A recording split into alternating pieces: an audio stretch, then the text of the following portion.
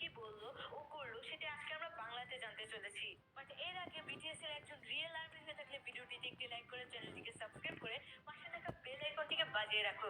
আর এসব না করলে আমি ভাববো তুমি একজন ফেক আর্মি। তো যেমনটা তোমরা জানো ক্রিসমাস উপলক্ষে বিটিএস মেম্বারসরা একসাথে একটু আগে একটা লাইভ করেছিল। এন্ড তার সাথে সাথে কিছুদিন পরে যেহেতু বিয়ের বার্থডে, তাই বিয়েরও বার্থডে স্পেশালও এখানে কেক ছিল। By the way RM live শুরু হওয়ার সাথে সাথে বলে আমরা এই জন্যই তোমাদের সাথে আজকে লাইভ স্টার্ট করলাম, কারণ তোমাদের কথা আমাদের অনেক মনে পড়ছিল। আরএম আবারও বলে এখন আমরা একসাথে লাইভে আসছি, অনেক মজা হচ্ছে। তাই বলে হ্যাঁ হ্যাঁ হ্যাঁ। ভি বলে নিউ ইয়ার তো প্রায় এসেই গেল, এখন চলো আমরা একে অপরকে উইশ করি। পরে জিমিন সুগাকে বলে সুগা আমার মনে হয় তোমার চুলের রংটা একটু চেঞ্জ করতে হবে। জিমিন বলে সুগা আমার মনে হয় তোমার চুলে হোয়াইট কালারটা বেশি মানাবে, কিন্তু তারপর সবাই বলে আরে না না হোয়াইট কালার মানাবে না, ব্ল্যাক কালারই মানাচ্ছে। সদস্যরা বলে সুগা যদি তার চুলে হোয়াইট কালার করে তাহলে তো তার মুখ আর চুল একসাথে মিশে যাবে, কোনোটাই বোঝা যাবে না। পরে সবাই হাসতে থাকে, এটা কিন্তু মেম্বারসরা একদম ঠিকই বলেছে। কি ঠিক বলছে না? আরএম বলে ফাইনালি আমাদের লাইভে 13 মিলিয়ন ভিউজ হয়ে গেল। ভি বলে এর সংখ্যা বাড়ছে, মানে ভিউজ এর কথা বলছে। পরে বিটিএস মেম্বারসরা তাদের নিউ ইয়ারের প্ল্যান সম্পর্কে কথা বলছিল।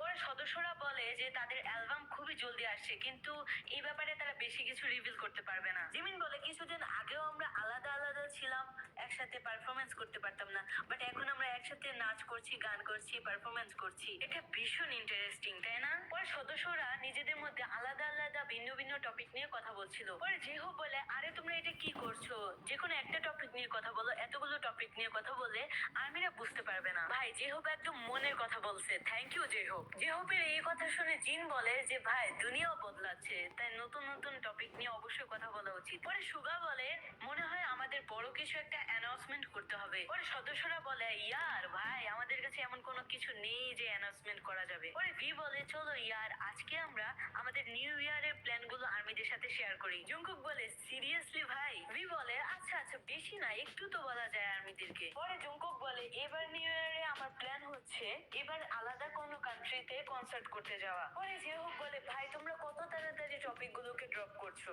এন্ড পরে জungkook বলে সদস্যদের যে আমরা যখন আবার কামব্যাক করব তখন আমরা কি গানে ড্যান্স করব। মেম্বারসরা এক একজন এক এক গানের কথা বলছিল, কিন্তু ভি বলে যে বয় উইথ লাভ গানটাতে ডান্স করলে ভালো হবে। জিমিন বলে হ্যাঁ ভাই এই গানটাতে আমরা অনেকদিন ধরে ডান্স করিনি, তাই আমার মনে হয় এটাই বেস্ট হবে। দেন পরে ভি বলে যে আমি কি তোমাদের একটা স্টোরি শেয়ার করব। মেম্বারসরা বলে হ্যাঁ হ্যাঁ বলো বলো বলো, আমরাও একটু শুনি। ভি বলে যে তোমাদের কি মনে আছে যে আমি একবার কোম্পানির ড্রাম ফাটিয়ে দিয়েছিলাম কিক মেরে। জিমিন বলে হ্যাঁ হ্যাঁ আমার মনে আছে, তুমি অনেক জোরে কিক মেরেছিলে, তার ফলে মিউজিক ইনস্ট্রুমেন্টটা ভেঙে গিয়েছিল, এই জন্য কোম্পানি তোমাকে বের করে দিতে চেয়েছিল, বাট থ্যাঙ্কস গড তুমি বেঁচে গিয়েছো।